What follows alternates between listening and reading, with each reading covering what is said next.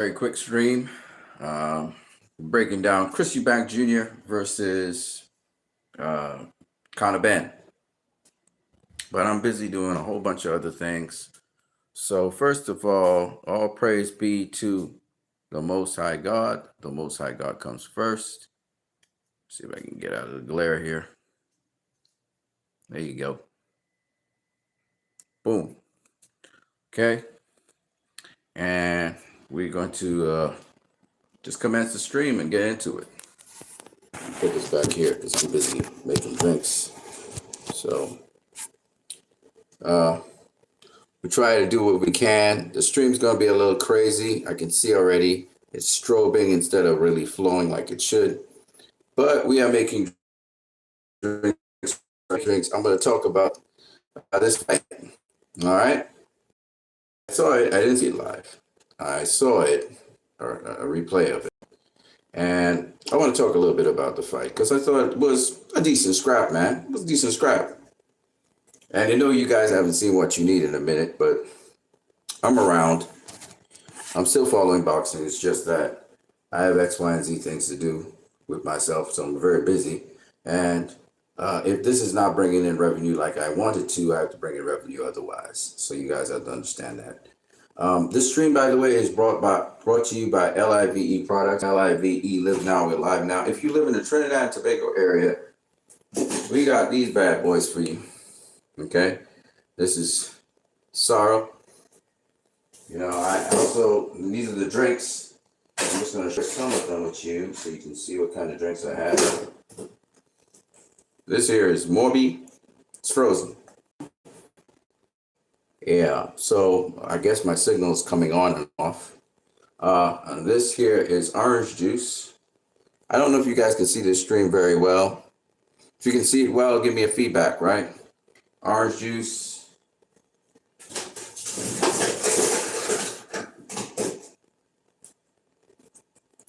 This is grapefruit juice. Different to orange, just in case you guys might say.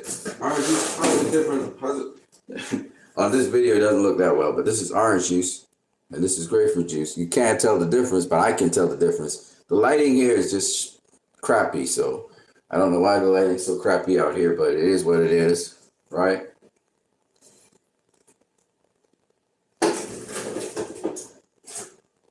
Then I got some punches here. I got peanut punch. I also got something called pumpkin punch. Pumpkin punch. Now, punches are the same thing like milkshake in the sugar stuff. So this here, anyway, is pumpkin punch. Again, you guys can't see it properly, unfortunately. You guys know about sugar beet. Guys know about sugar beet. This is beetroot punch. So, sugar beet. Yeah.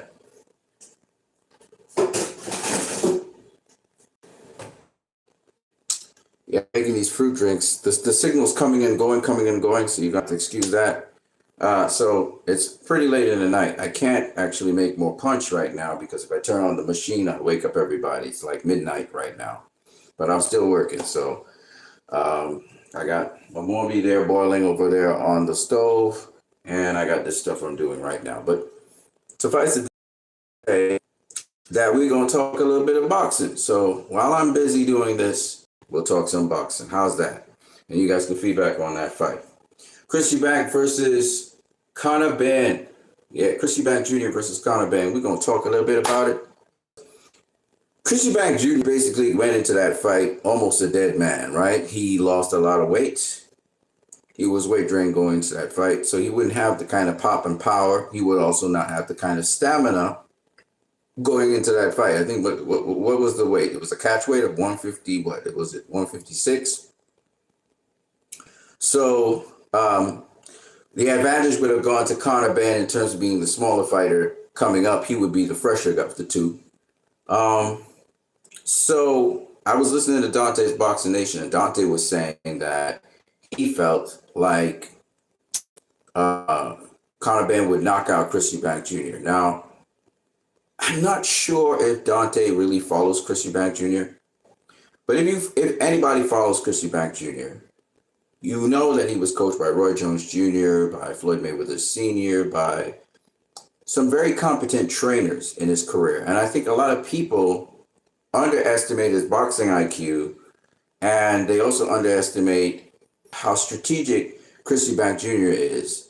And I think because of that, and then his extreme amount of experience, he's 35 years old. He has a lot of experience in this boxing game.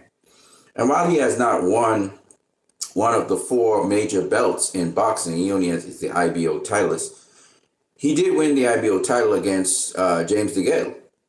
He beat James DeGale. You know, you gotta hand that to him. James DeGale is a very competent southpaw fighter. So Chris Eubank Jr. has a lot of experience in the game. A lot of people underestimated him going into this fight. I did not. I thought, and he impressed me. In the sense that Conor Benn, you're gonna have to excuse me for a minute. I'm in the middle of doing something here. I have to finish. Conor Benn, he also impressed me in the sense that, you know, his stamina didn't really wane that much. He got beat down. He got beat down pretty bad coming down to the final rounds of the fight. Even though Eubank didn't have the kind of power he usually has, he obviously moved. I thought he moved like the bigger guy. I thought he moved smart and he moved like the bigger guy. And I'll explain to you what I mean by that. So, Chris Eubank Jr., obviously, a lot of his pop was taken from him, right? Because he's weight training. But here's the thing that a lot of y'all are missing. Because of his experience and his ring savvy, he was able to physically move and even bully Conor Benn to the degree to which it kind of like, you know, look at how Tyson Fury handled Deontay Wilder. It was something like that. Except in this case, Conor Benn was stronger, fresher. He almost actually, coming down the stretch in the final round, the 12th and final round, Chris really took it up to a point where he did hurt Conor Benn a couple times. And that's interesting because Chris Eubank Jr., what a lot of people forget is Chris Eubank Jr. is a combat. Even though he was he really down and really started to throw a lot of combinations on Conor Benn. And then physically with his body, and these are the parts of boxing that a lot of you don't get it. But it's okay. He physically used his body to get close to Conor Benn and then to smother a lot of his punches. So Conor Benn is a mid-range fighter. He's not an inside fighter. He can box a little bit on the outside, but he's really a mid-range fighter. So because of that, you know, he couldn't really get his punches off. Chris Eubank Jr. smothered him, and the other thing that Chris Eubank Jr. had going for him in this fight was his jab. His jab was a key weapon that he used against Conor Benn early in the fight and established him. Particularly in round 1, he started off the fight using his jab. And his jab really was a problem for Conor Benn. Conor Benn getting that stiff jab in his face all the time. And then the other thing Chris Eubank Jr. So Chris Eubank Jr. did a number of things that showed his experience and also his savvy. In the two fighters, Conor Benn was outclassed pretty much by Chris Eubank Jr. Chris Eubank Jr. was the superior boxer of the two of them. That's pretty clear. Conor was trying to, you know, time the jab, slip the jab, use his speed and quickness, being the smaller guy. To some degree, he had some success, I think, in round 2. I think he hurt Chris Eubank Jr. He kind of hurt him a bit. But again, Chris being a bigger guy who could take much bigger punches, he was able to ride out that. Now, a lot of you would say, well, okay, Chris was the bigger guy, so he should have won this fight. It's not just that, okay? And, you know, a lot of you watch boxing, but, you know, I don't know if you watch boxing, right? Chris Eubank Jr., whether you like it or not, was using defense in that fight. There were 2 defensive maneuvers he was using continuously in the fight. One of them was stopping the action by clinching Conor Benn a certain kind of way.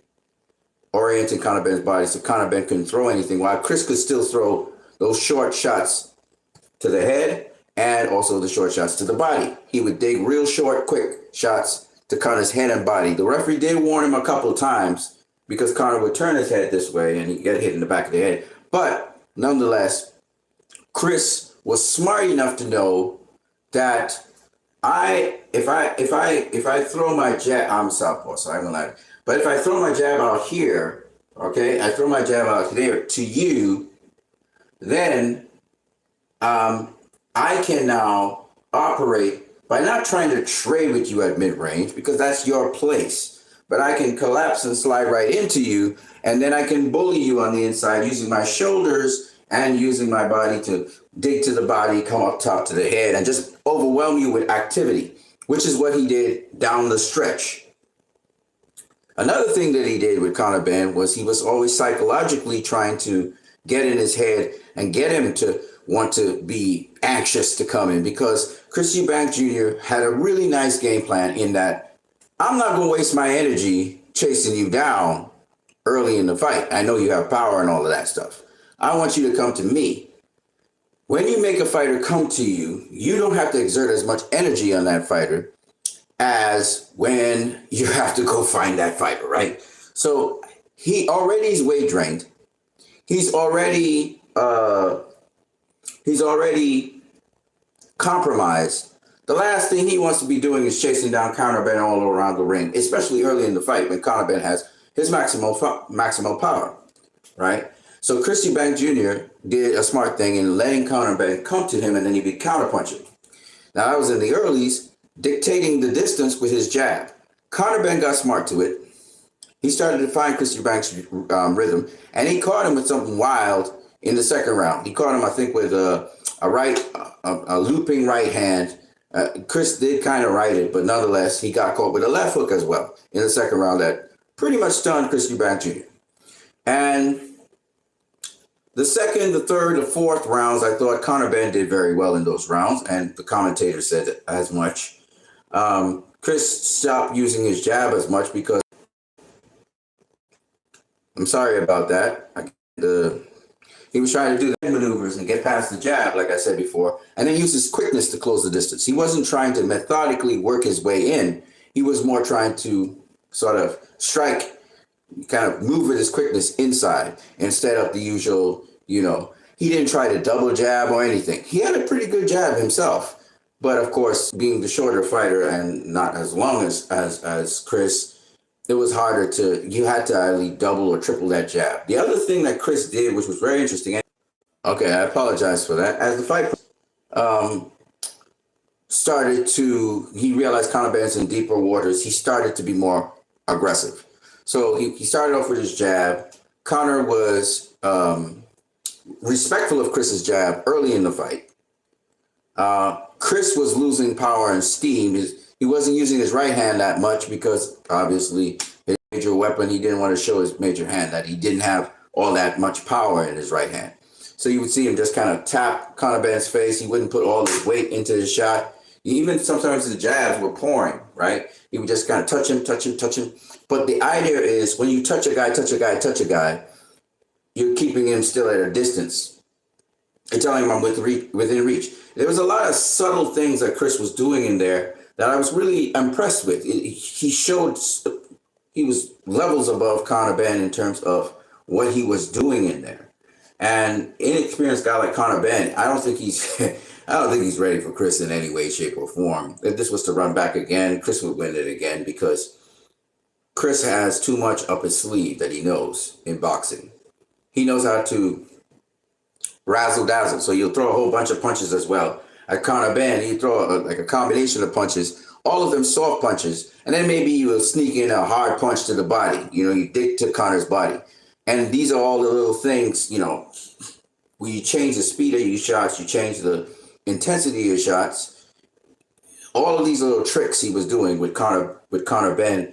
And then, of course, the longer the fight went, the more intense Chris Eubank Jr. got. He started to now back up Conor Benn by physically bullying him to the ropes with his his size, and also throwing a lot of combinations, overwhelming him with just a lot of combinations. He took it up to another level because he's saying, okay, we passed the earlier stage. I know I could actually deal with you. I could close the distance on you. I see you don't really have no arsenal for me, return fire arsenal for me. Once I get to a certain range, I'm just going to bully you. So he started to bully him, and you could see he was physically the bigger guy. I saw him push off Conor Benn at time with his forearm and throw him down on the ground. When Conor Benn tried to throw him down on the ground, he easily wrestled Conor Benn off of him. And it showed that he was definitely, physically speaking, in terms of strength, he was the stronger guy and he was the bigger guy in there in terms of strength. In terms of power, Conor Benn probably was the guy that was hitting harder in that fight. Chris didn't really have anything. But the thing about it is he was very methodical. So he started working to the body. And all those little punches accumulate and they start to add up. And when the other fighter's starting to get tired, you go into that breadbasket, you know, that jab to the pit that you hit him with, you know, the body shots. Chris invested in Conor Benn's body a lot.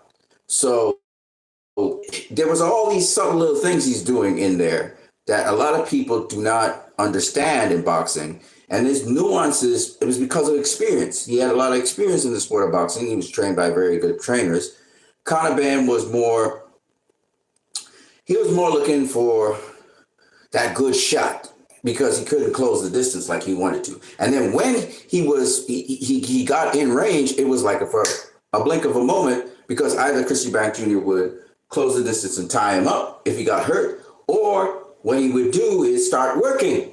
He'd close the distance and then start working on him. And especially in rounds 9, 10, the championship rounds, 10, 11, 12, and 9, Chris Eubank Jr. just took up the whole work rate and he started to outwork Conor Benn, and Conor Benn started to get tired because he was, and the more tired Conor Benn got, the more Chris Eubank Jr. bullied him. He literally bullied him. I'm sorry about that again. Accumulation of punches hurt people, and that's what happened. He started to hurt Conor Benn because of the accumulation of punches that he was throwing on Conor Benn, even though he didn't really have that steam and that whip in his punches. This is a drained guy fighting a guy who didn't have experience, and the experience was the major key in this fight. And there was a lot of subtle things in there that a lot of people didn't pick up. Dismissive about Chris Eubank Jr. Think of him as a high caliber opponent. He is an extremely high caliber. You're 30, 35 years of age doing that stuff to a little guy who don't know what he's doing. Of course, you're gonna look levels above that kid. And Chris was levels above Conor Benn. Now Conor Benn was tough. I give him that. He used his jab, trying to hit Chris Eubank Jr. Chris Eubank Jr. had to change up his game as well. You know, be more defensive minded. So he was catching a lot of the shots on his gloves, riding them and stuff like that.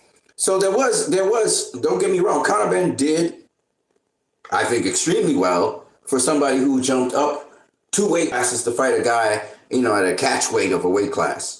And Chris Eubank Jr. killed himself to make that weight. Clearly, he's nowhere near 154 pounds. Okay, Chris Eubank Jr. is a 168 pounder that went down to 160. So he killed himself to make 156. He killed himself. Okay.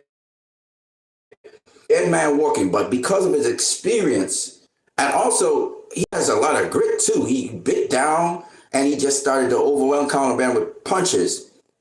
And those punches really wore down Conor Benn. Conor Benn was tired because he kept on getting hit to the body. And one thing about Chris, he was really putting full leverage into those punches. When the commentators were making a big deal about Conor Benn hitting him with a left hook or something like that, they forgot to watch Chris Eubank Jr.'s shots themselves. Chris Eubank Jr. was really investing in Conor Benn's body.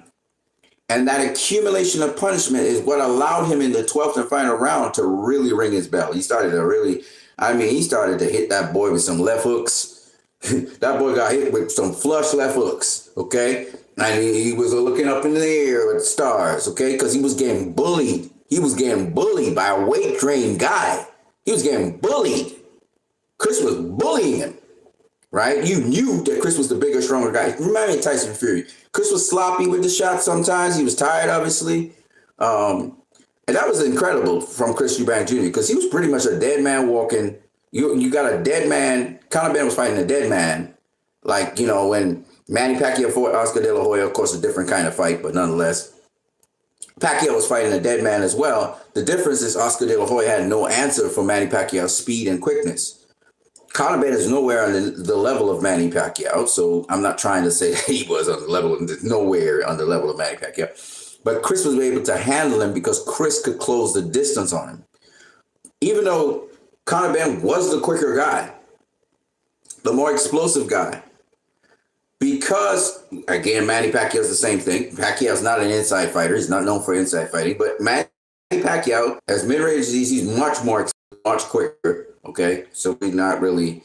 But the point is, Conor Benn did something that Pacquiao never did, which is he never fought a guy who's basically in the middleweight category. You jump up 2 weight classes from welterweight to fight a middleweight. Pacquiao's never done that. Of course, he's done a lot. I mean, incredible things. Like he came up all the way from flyweight to fight welterweights and super welterweights. But that's not what we're saying. We're saying Conor Benn jumped up 2 weight classes to fight at a catchweight a guy at middleweight who is really a super middleweight, but who campaigns at middleweight. Okay, so but the difference is there are 2 things that are different in this fight. He tried to be better. I don't know.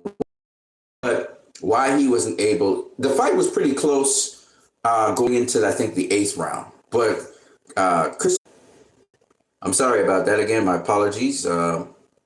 The signal, because of the way how my internet is, the signal's kind of at the edge of my house. So the signal will drop. I think the difference is, I'm sorry about that. I actually have to move this all the way out here. He had defensive maneuvers to stop Conor Benn from actually, beating the brakes off it. Oscar didn't know how to lock up Manny Pacquiao, for example. Chris Eubank Jr. knows how to lock up an opponent. He knows how to control an opponent. If an opponent is too aggressive, like Floyd Mayweather, how Floyd Mayweather handled Manny Pacquiao by stopping the action and pausing him, Chris is able to do that same thing. And it shows, again, that the tutorship that he had under Floyd Mayweather Sr. and Roy Jones Jr., it shows that he has that control. And that's the difference. See, Chris Eubank Jr. was controlling Conor Benn. Chris Eubank Jr. at no point in that fight was not in control of the fight. And if you got that kind of control in a fight, you're going to win, right? And that's why, but not only that, it's the way how Chris changed his style. So Chris was boxing Conor Benn. He was more on the back foot for the earlier rounds, 5, 6, 7. And then all of a sudden, he changed his style. He started to brawl. He started to bang, but in a selective way. And you saw the old vintage. Sorry about that. Both of them had some defense. They were able to roll some of the punches, ride some of the punches, get under some of the punches, and so on, right? And even though Conor was a bit wild early on, he started to get the range and the timing of Chris Eubank Jr. So he was able to do some good work, though not a lot of head work. He wasn't really catching him to the head much. He was catching him to the body, which was good. I mean, the fight was a good, I told you, it was a good scrap. It was very exciting. One fighter obviously was better than the other, but it was nice to see the tenacity of the other, and you could tell the intentions of both fighters. And, when it's that kind of rivalry where, the referee tells them to touch gloves and they won't touch gloves, you have something good on your hands. And they excelled in that respect. In terms of entertainment, it was very entertaining. And so, it delivered. It delivered. And I heard also another thing that daunting that like Mario Barrios are better skilled fighters than Chris Eubank Jr. I do not agree with that. Mario Barrios is a great fighter, but I think Chris Eubank Jr. is a better fighter than Mario Barrios. And no disrespect to Mario Barrios. I think Mario Barrios has an excellent jab. I think he showed his qualities against Keith Thurman, even though he lost to Keith Thurman. He had a really tough fight against the Mexican guy, I forget what his name is right now, but he came out victorious. He got dropped once, I think. But the kind of boxing that Chris Eubank Jr. is doing is levels above what Mary Barris can do. You know, they're fucking with me, man. But anyway, you look at the experience. Chris Eubank Jr. starts off assessing. He's, boxing Conor Benn. He's more on the back foot. And then later on in the fight, when he knows Conor Benn is getting tired, and after his body work has been invested in Conor Benn, what does he do? He changes up the game. And he gets ultra aggressive. Even though he's not the harder puncher in this fight, and even though he is more of a worn, spent fighter in the fight, he grits his teeth and he knows he should take it to this guy, and he starts to take it to him. And he uses his size. He uses fight. He's not just coming at you, from range, mixing up with you at a certain range. No, he's actually closing the distance on you, cramping you for space, something that Floyd's very good at doing with other guys, so they miss and stuff. And then he's instigating his inside game on you. And I thought that was brilliant. And that's why he kept on backing up Conor Benn to ropes. Oh, yeah, this guy's winning this round. Because not only is he backing him up, he's out throwing him, he's out landing him. So obviously you're going to win that round, right? So that's the kind of thing that it was very, very intelligent how he approached the fight, even though he's a dead man walking. That's a dead man walking you were watching there. He had pretty much nothing on his punches from round 2 all the way to the end. But the accumulation of punishment and the fact that he bit his teeth down, he said, I'm going to throw this guy. I'm going to beat him up. And he beat him up. Coming down the stretch, he beat him up. He almost, in some respects, we would look at it and we say, oh, he almost stopped him as well. He treated him like the little man that he was. He treated him like the smaller guy. And because of that, he was able to do what he needed to do. He used his size as his advantage. Tyson Fury does the same thing. Oscar De La Hoya, when he was fighting Manny Pacquiao, of course, Manny Pacquiao was way too quick for him. But he did not use his size. He didn't put his body on him. He didn't put his weight on him. He didn't push him back with his weight. He didn't tie him up and push him back with his weight. You watch Chris Eubank Jr. and what he was doing. In the later rounds, he was literally bodying the smaller Conor Benn. Floyd made Pacquiao feel his strength. You know what I mean? He wanted him to know, you can't just push me around, buddy. You might be a good puncher. You might knock out people with your punch and your speed and your quickness. But you're dealing with a different guy today. I'm going to manhandle you physically. That's what I'm going to do. And I'm going to beat you down physically. And he mentally got in Pacquiao's head and beat him up coming down the stuff. And that's something that Floyd Sr. taught Floyd. But you have to have a combination of defense to be able to deal with somebody who's too much for you, who could become overwhelming, who has incredible power. So these are things that, I try to share with people in boxing.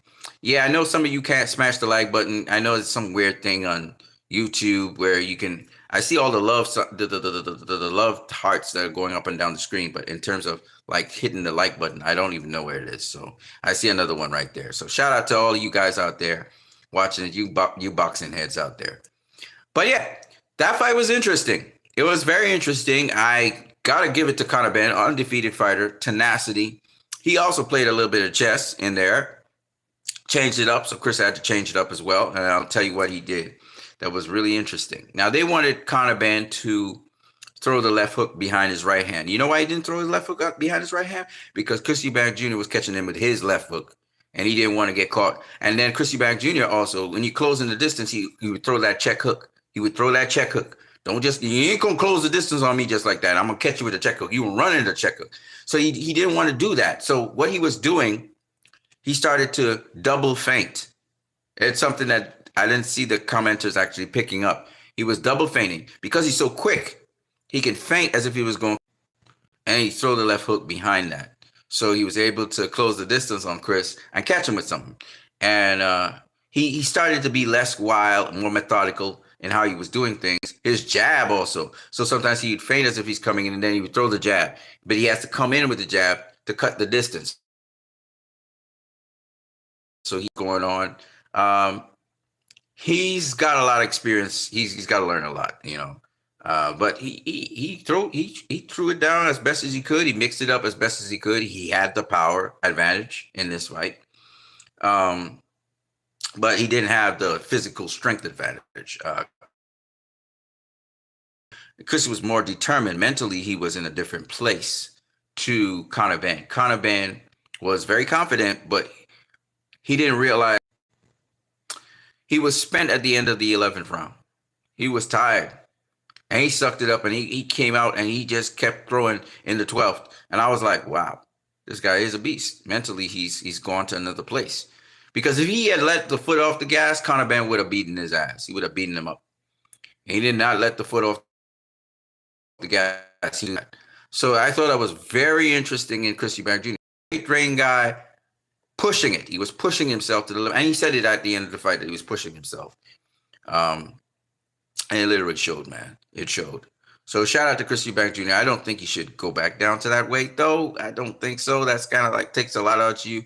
And you saw he got a busted up eye, all kinds of stuff. This guy was busting up very easily, and that shows you, again, dehydration, weight drain. He was weight drained. But because I had never seen Chris really get busted up so much. I mean, I saw him get busted up against other guys because he was a reckless leaving. But this time he was getting busted up from a smaller guy, and it's obviously because he was weight drained. So it's amazing to me how everything worked out with those two fighters, man. Great fight. Well, I see one comment here. Some guy named Israel Paratla. He says, UNC, get a job. Interestingly enough, my friend, we are having elections in my country, and UNC is actually a party there. And they're trying to get into government as the next party to get into government. So we'll see. I don't know if they will get into there, but we will see. You know what I'm saying? So that's what I got for y'all. I am what you need, and that's about it for me. Mark Manalili.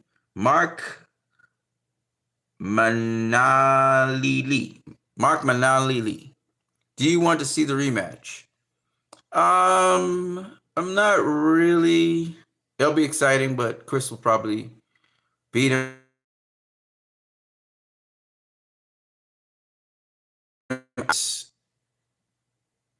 It's too low a weight for Chris. Chris Eubank Jr. should be fighting at 160, 168. I don't think he should be coming in, so low. Because it's basically blown up super. You're talking about a little welterweight who Conor Benn, that is, blew up to super welterweight, basically, right? That's almost like a super welterweight fight, non-title super welterweight. That was basically a super welterweight fight. Because non-title fights, you could be around 154, 155, 156. It's still super welterweight, really think about it. So I just don't think that Chris Eubank Jr. should be fighting that low. Shouldn't. It will damage his body. You saw his eyes were all swole up and everything. He's never been that puffy and stuff. That really did some damage to his body. So I think he should. I just think it's a lot to take on your body. That definitely gonna break him down. And he's already 50. What is he? 35 years of age. He's old. You won't be doing that to your body too often, But it was a very lucrative fight, and it was a fight that everyone wanted to see, so we saw it. But I think that's not something that Chris should be doing too often. I think that's detrimental to his health. And you can see how puffy and stuff he was. Eddie Hearn suggests Chris should go lower than 160 in the rematch because he's too big for Benn. Lower than what he was less than 160. What are you talking about? Catch weight? Not a catch weight. What do you call it? A rehydration clause? That's ridiculous. This guy should not be having any rehydration clause. And to say he was too big for Benn, what do you expect? Benn is a welterweight, right? It's a welterweight fighting a campaigning middleweight who was at super middleweight. So of course he's much bigger. Kill him to fight basically was dead. I'm pretty sure to get on those scales, he had to pull every single drop of water that was in his body. That's going to destroy him. No, it was a big money fight, so he made it happen. But that's not something he should be doing all the time. That's definitely not something to definitely destroy him. He could get killed in the ring from dehydration. That's just not a good idea. JJ Zendaya says Eubank should move up. Yeah, he should be at 160, 168 max. At least he should be nowhere near 150 anything. He shouldn't be. This is a dangerous fight for him. His father even said, he didn't want to be, because he didn't want to know that his son died in the ring. That was a very dangerous thing he did. So you saw what he looked like at the end of the fight, and that's because he was so dehydrated. He was a dead man fighting.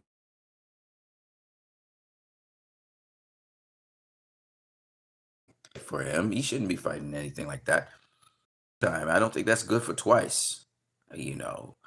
Definitely Conor Benn should go back down to welterweight and just. But they're talking about a rematch. I don't know. I don't know. That's not a good idea. I don't think so. I think a lot of people were betting that Conor Benn would knock out Chris Eubank Jr. Dehydration that he had to go through. It's a big dude. So I don't think it's a good idea. But I mean, whoever wants to, if that's what they want to make more money that way, well. But he pulled a lot of tricks out the bag, and he implemented his defense very well, Chris Eubank Jr., for the opponent that he had in front of him. And that's why he dominated him. He dominated, especially down the stretch. It was close. I think through 6 rounds, I think it was dead even, 3-3. I think Benn probably took the 7th. I think after that it was all Eubank. So, but I don't think it's necessary for them to run it back. If you want to make money, sure. But unless Conor Benn can do something radically different than he did in this fight, it's going to probably go the same way, or even more towards Chris. Even though Chris, the problem with this is the action. That's the problem with it. The amount of problems Chris will have to go through. I don't think it's a good idea. I just don't think it's a good idea. And it seems as though he had a lot of difficulty in his camp. He didn't make any excuses, but it looked like he sacrificed quite a lot. And I don't think that's something he wants to do again. I don't care how much money. Your health is better than money. And he should, hopefully Conor Benn goes down and just fights people in his weight class. Their weight class is for a reason anyway. So just fight somebody in his weight class, maybe 154, maybe 147 where he belongs. Just fight somebody in your weight class. It was a good money grab. But as to a rematch, I just don't think that it's a good idea. I don't think it's a good idea. For Chris Eubank, that is. The fight probably would go the same way, but I just think it would be just too much on his body.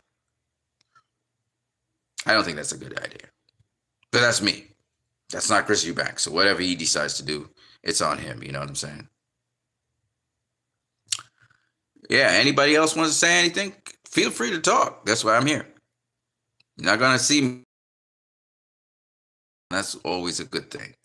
To see people at this hour of the night. It's past midnight where I am, and I'm still making drinks here. It's interesting to see all you guys still out here. Anyways, that's what I got for you guys. I'm what you need. Whenever I pop up again, hope you guys have a good one. Eubanks walks around weight is probably 165 or 170. No. Eubanks probably walks around 180, 185. 180, 185. He's not a big super middleweight, but he's a big super middleweight at the same time. You know, this guy probably will walk around 190, 180, 185. He's about Canelo's weight. Walk around 165, 178. Oh, no. Chris Eubank Jr. is a big dude. He's significantly, naturally speaking, he is significantly bigger than Conor Benn. Significantly bigger than Conor Benn. Look at him. Look at his frame. He's like a Hulk compared to Conor. Oh, he lost a lot of weight, my friend. You know, it's a lot of weight, and he's never been a super middleweight. He's never been that. He's always been a big dude. He's fought mostly at 168. Came back down to 160. He fought at 160. Then he went up to 168 and came down to 160. He's a big guy. Who is your least favorite old school fighter? My least favorite? I don't know. I can't tell you. I can't tell you that. I can't tell you that. I love fighters for all kinds of reasons. So,